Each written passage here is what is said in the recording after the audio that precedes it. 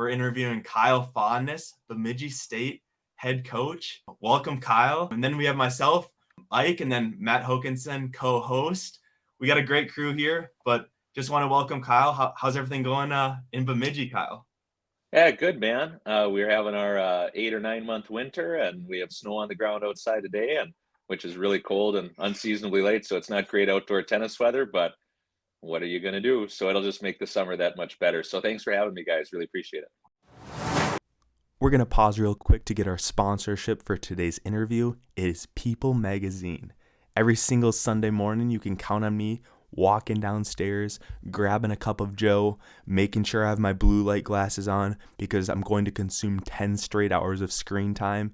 But during commercial breaks and in my downtime, I'm browsing People Magazine. Go get the latest People Magazine at your nearest Walmart. Let's get back to the interview. You just finished the Bemidji State season, and you're the Bemidji High School head coach, right? For the guys and the girls, right? Yep. So currently teaching at Bemidji Middle School, and then currently we're in the BHS boys season. So they've been going for a while and playing indoors in the morning and getting outside when we can, shovel courts off. And we had a meet yesterday. We were able to play it.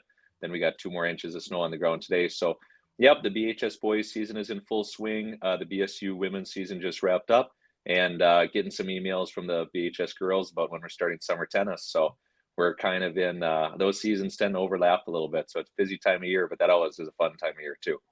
For sure. Do you find it super hard to like manage that? Like having so many coaching positions, also being a teacher. Do you think being a teacher helps, that kind of like the scheduling of it? Just because like, obviously with high school, it's after school, and then Bemidji, you can probably schedule it how you want a little bit, but obviously with the girls' schedules. Yeah, absolutely. And I think that's one of the great things about teaching. And I'm doing a little plug for teaching because we need people in the profession and doing it. But it is a great area where if you're interested in that type of thing, working in education, you can coach, you can teach. And really, as we found, it's hard to do a lot of other jobs and then coach high school sports and college sports.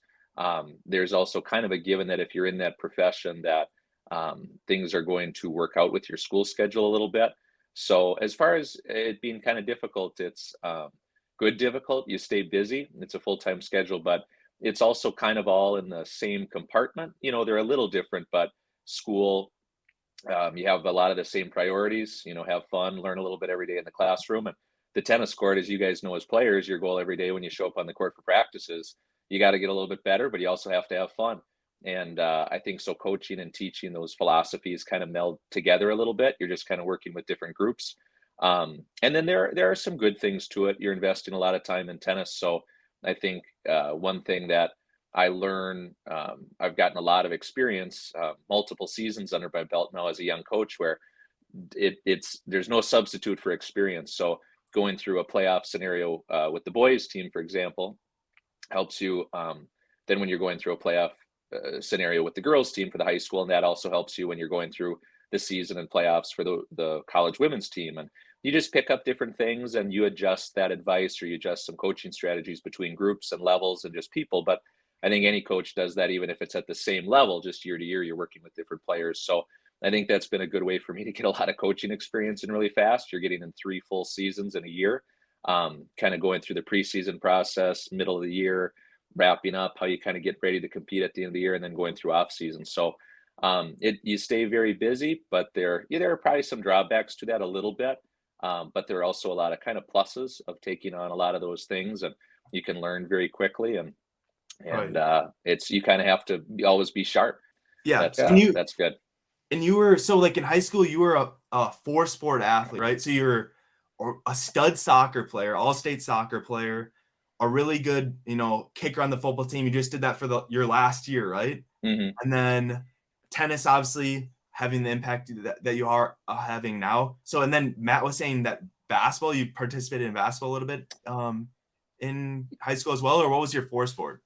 Yep, that was basketball. I don't know how well I did at all those. I had it's a cliche, but I had just excellent teammates and coaches in all of those areas, which I desperately needed anytime I stepped out on a court or a field, because I made my share of mistakes in any of those sports. But yeah, I think I was raised in just kind of a mindset where you want to spread yourself out a little bit and enjoy different things. So definitely had the opportunity to play a lot of different sports and stay involved in different activities. And I think that's a good thing for tennis and coaching too, because I know Matt and we've talked coaching a lot and how many times we compare. Matt and I have gotten really into golf. We've gotten slightly better, I think. Yeah, we have. We've gotten Yep. slightly better. We're not going to say any numbers, but slightly better makes it sound good. We're not going to say any scores. Not as many. Matt, we have that agreement. We do. Yes. But I think there are a lot of times we talk about how there are parallels between golf and tennis, and basketball and tennis and soccer and things. So I think that that background probably helps coaching a little bit. But yeah, no, I like to encourage. We play and coach in a sport where you see a lot of kind of specialization sometimes, which can be a great thing. We've had wonderful, awesome tennis players who really focus on tennis kind of year round. But the fun thing, I always like also working with players who have a little bit of a background, even if it's just recreationally playing field hockey or playing soccer or playing ice hockey, because then you just kind of can talk about. We had a doubles player this year who has for BSU who has a hockey background, so we can say, hey, you gotta, it's kind of like a hockey game. You have to come out aggressive right here. You have to play. You have to get. It's like forechecking. You got to get right up on the net. You got to go right after him. See if you can rattle him a little bit, and that kind of parallel just seemed to click a little bit where, hey, we have to get up and be aggressive just like a hockey game, and you have to get in their head a little bit. You have to get up at the net and play a little overly aggressive here. And when we explained it that way, I think it just kind of clicked a little bit. So there's some good parallels between those sports and in coaching too, which is kind of nice. I have a question really quick. So we asked Nick a similar question in our previous interview as well. So you spent 2 years at the University of Minnesota as a kicker. How do you think, like, being in that type of, really high intensity environment, obviously, with all the different things, even at a higher level, at the highest level of Division I in the Big Ten, like with that type of schedule, like how has that experience helped you in coaching and just in balancing all these things that you do for Bemidji tennis? Yeah, I think that was a great experience. So to kind of go back to what you mentioned, Isaac, and I kind of skipped over it, I think. So football was that fourth sport I played, and it was fortuitous to me, for me, the way it worked out, and really unfortunate for a close friend of mine who tore an ACL as a kicker for our high school team right before the season started. So that's kind of why that came on so late, and then joined the high school team, and things kind of worked out where then I was down at the University of Minnesota, looked at tennis and looked at soccer, certainly in college. Looked at basketball, but no one was looking at me in basketball, so that was the end of that.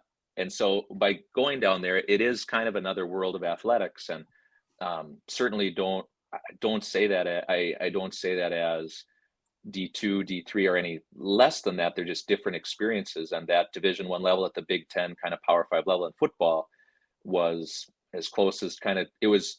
Oh, for sure. Very similar to a professional sport environment, just everything around the program. And again, played at the D2 level, and I love that level and love the Division III level.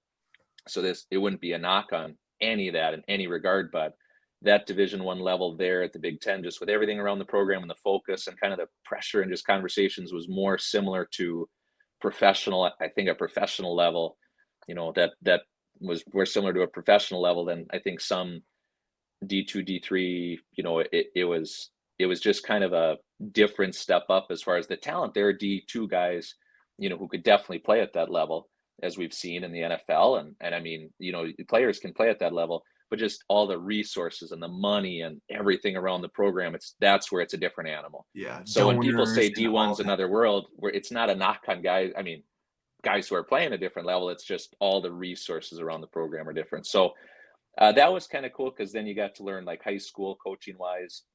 The first time I got back from practice, the football team always played music at practice. So the first time I came back, and I'd called my dad, and who was coaching, and I said, hey, this is a cool thing that no high school teams I've ever played on have really done, but God, it makes practice just fly by. And the next day he bought a speaker, for the high school team, and we've had that kind of as a staple on our tennis teams ever since. Yep. So, just little things and little connections. But I think one other good thing I learned was just talking to players, that at that level, I always thought that a lot of teammates would be maybe a little bit cocky or have a bigger ego with their teammates because they're such good accomplished athletes.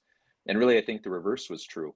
Um, they're exceptional teammates all the time, and egos kind of went out the window when you were talking with your teammates because they knew, like you guys know, on a team, everybody was so good and Mhm. everybody was so athletically gifted that you're not you're not rooting for a teammate of yours to fail so you can get that spot and start. You want everybody to be at their best, and because if they're not pushing you to be at your best, it's not going to matter. You're not going to win on Saturday anyway. So I think that was a really cool experience just to see, as you get to that height and that level of athletics, the camaraderie and the support among teammates was just great. And I think you see that at all levels. But I was surprised at, not surprised, I shouldn't say, but you could maybe expect at that level, you might get a different reaction where there's maybe a little, hey, I'm all state this, all state that, all American this. You walk in the locker room. One of my favorite memories was Marquise Gray, who was our quarterback at the time. And I'd watched him on TV winning the Floyd of Rosedale. I walked down the hallway to the locker room for the first time, and Marquise Gray goes, "Sup, Fodness? How you doing? How's Bemidji?" And I had never met him before, but the captains on that team before we came in sat down and learned every one of the incoming freshmen's names and where they were from, and so they could greet them right away when they came in the building. I thought, God, that's for guys who are that good and that talented to know the name of some walk-on from northern Minnesota just to help a little bit in team camaraderie. That shows why you're at that level because you do the little things right. And so that's been kind of cool as an example to say, That's super that's cool. what makes or breaks it. That's the difference is you got to be a great teammate. And that's why a lot of those guys have kind of gotten that level, tennis and football and all sports. And plus they're just amazing athletes too. But and win or lose, you go after it, and that's a good way. We watched Jimmy Connors at the 1991 U.S. Open to finish a little film session with the boys today, and he does at the end. He talks about how that was my favorite era. That was my favorite 11 days of tennis ever, and he won 8 majors because he was an underdog and he just played his butt off and played as Is hard as he could and just fought like crazy, and he just said he loved it. is that the same tournament that they made the ESPN 30 for 30 on? Have you seen that one? Like, This Will Be Uh, Us when he's, like, pumping up the crowd and yeah, stuff like that? Yup. This feature I saw was a CBS Sports. So if there Okay. is a 30 for 30, I hadn't watched it, I guess, He but I do played remember seeing a feature on it. Yeah. he played, like, McEnroe in it, and then he played, like, Aaron, that green what Yeah. Kirkstein. Yep. Kirkstein, there you go. Yep. Yep. And And he, he was like, down ended in a his match. career or whatever. Yeah, 2 sets. Oh, and we always say, it's just great because we had said, I forgot he was down in the first round, 2 sets down 0-3 love 40. And what do we always say? Whether you're up 5-0, 6-0, 5-0, 40 love, or the reverse, you got to win the next point in tennis. You can't coast. You got to win the next point. And so it's funny because the guys love the celebrations and we're kind of laughing, but they also got that guy's a competitor. I mean, you gotta just love the competition, and so that was fun to watch for them. Honestly, like, that is why I love tennis so much is because you have to be the best player the whole time and at the highest level. There's a couple obviously in between, you're gonna get players to like give up and stuff like that. But like at the highest level, if you're not fighting till the end, you might not win. And you have to bring it for 2.5 hours straight and you can't really let up. And then I think the line calling system is like is perfect for professional tennis. You have like an automatic computerized system that can give you like like no mess ups. There's not, a Mm. biased umpire or something like that. I think like it's a flawless game to me. It's so entertaining, and I think it's with football being super ton of contact, and Mm. it seems like MLB's going downhill a little bit, like less viewership. I mean, tennis is I think it's going to be growing in the future quite a bit. What do you think about that? And where do you see the sport of tennis in 10, 15 years? Yeah, I think I love tennis. I think it's a great sport to get involved in. We always push it. That's an area where growing the game a little bit. We talk about just the high school and the youth programs a lot, and we have guys on the team this year who are going to be starting for us who hadn't played tennis their whole athletic career, but had kept playing in the summer, and they just played and played because it's such a good complementary sport. Even if it's not your main sport for hockey or football or anything, as kind of a second or third sport. And I think the future of tennis is really bright. I do think that You can always learn from, just like playing, you can learn tennis strategy from other sports. I think one thing that tennis could really do to just expand is what golf and what a swear word almost on a tennis podcast sometimes, but pickleball has done. Just a very fast growing sport. But, Matt and I have talked about it. You kind of have to, if you're going to get some good quality tennis in as a post college player, you kind of have to find players who are pretty similar in ability to you, to really get great singles in, great doubles in. And I think that's one thing where there's such a great opportunity to grow the game like golf has done.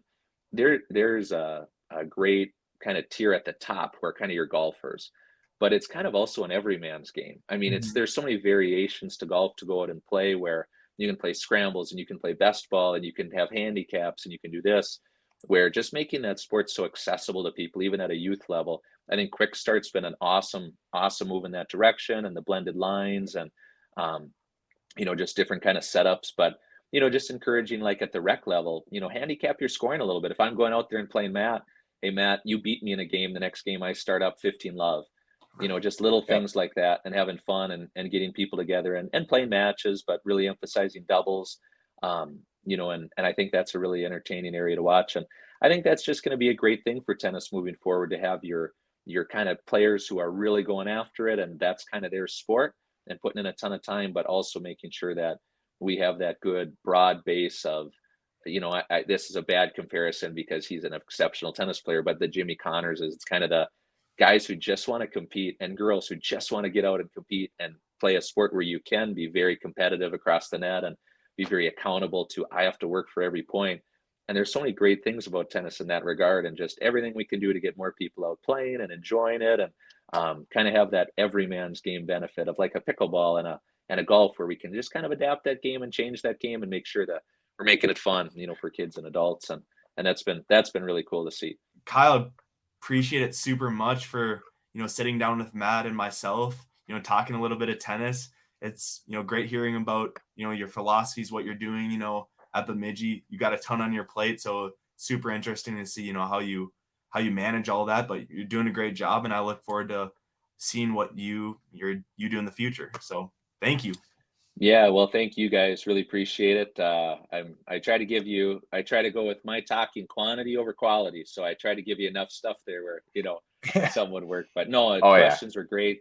I love chatting with you guys, and, tennis, and you're just good guys to talk with, good ambassadors for the sport of tennis. So appreciate it, and keep up all the good work. And hopefully we'll have some summer weather here in all of our respective hometowns soon.